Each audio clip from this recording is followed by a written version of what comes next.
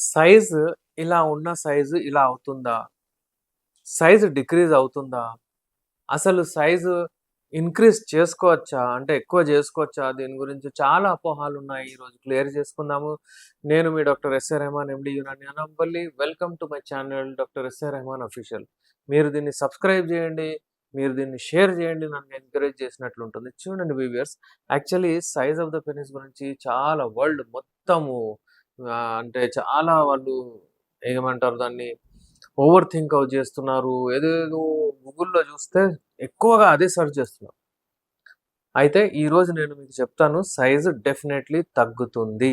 ఎందుకు తగ్గుతుంది? ఏమేమి రీజన్స్ ఉన్నాయి? అది మీకు తెలిసిపోతే దాన్ని మీరు కొంచెం ప్రివెంట్ చేసుకోవచ్చు. బట్ సైజు డెఫినైట్‌లీ తగ్గుతుంది. ష్రింక్ అవుతుంది.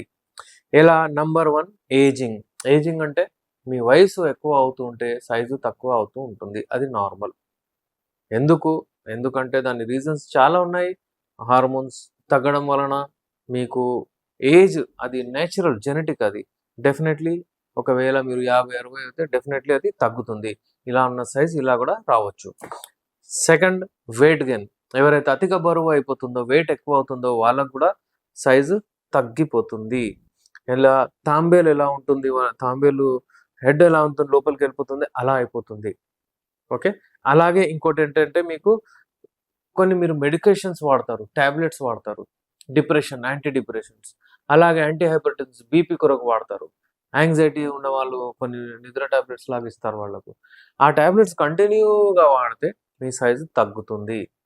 ఇది ప్రూవ్ అని ఇవన్నీ సైంటిఫికల్లీ అది ప్రూవ్ చేశారనమాట. అలాగే ఒక డిసీజ్ ఉంటుంది. దాన్ని పెరోనీస్ డిసీజ్ అంటారు.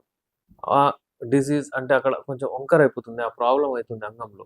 అలాంటప్పుడు గూడా అక్కడ సర్క్యులేషన్ మంచిగా పోవడం వలన, మంచిగా పోకపోవడం వలన అది ఏదో ప్రాబ్లమ్స్ ఉండడం వలన గూడా సైజు తగ్గిపోతుంది. ఇంకా చాలా ప్రాబ్లమ్స్ ఉంటాయి. ఏవైతే కాంట్రిబ్యూట్ చేస్తాయి సైజ్ తగ్గడానికి. అంటే డైరెక్ట్ ఉండవు. అంటే ఫర్ ఎగ్జాంపుల్ టెస్టోస్టెరాన్ లెవెల్స్ తగ్గిపోయాయనుకోండి, మీ అంగం చిన్నగా అయిపోతుంది. ఇలా మనం చెప్పొచ్చు. అలాగే ఒకవేళ బ్లడ్ ఫ్లో అంగానికి మంచిగా పోదనుకోండి, మీ సైజు ఇలా ఉన్న సైజు ఇలా అయిపోతుంది. ఎందుకంటే బ్లడ్ ఫ్లోనే గదా అక్కడ మీకు ఆక్సిజన్ తీసుకెళ్ళేది, న్యూట్రిషన్ తీసుకెళ్ళేది, బలపరిచేది. అక్కడ అంతా బ్లడ్డే. ఆ బ్లడ్ పోకపోతే అంతే ఇక మీ అంగము ఇలా ఉన్న సైజు ఇలా అయిపోతుంది. అలాగే ప్రాస్టేట్ కొంతమందికి సర్జరీస్ అవుతాయి. అది గూడా దీనికి సైజు మీది ష్రింక్ చేసేస్తుంది.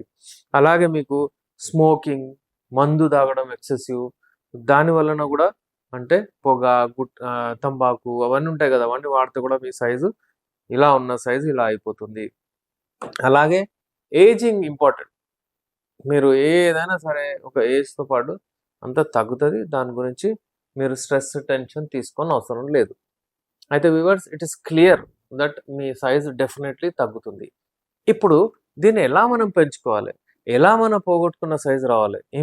మోస్ట్ ఇంపార్టెంట్ ఇవాళ రేపు ఏం చేస్తున్నారంటే ఇవన్నీ కాకుండా అబ్బాయిలు ఏదో ఉద్యోగం చేసినట్టు హస్తప్రయోగం చేసి వాళ్ళేందంటే రాత్రి పడుకోకుండా ఏందంటే వాళ్ళు ఎక్కువగా అది ఆహ్, పోర్న్ మూవీలు కానివ్వండి, బూత్ సినిమాలు గాని చూసి హస్తప్రయోగం చేసి వాళ్ళ అంగాన్ని చిన్నగా చేసుకుంటున్నారు. వాళ్ళ భవిష్యత్తు అంతా పాడు చేసుకుంటున్నారు.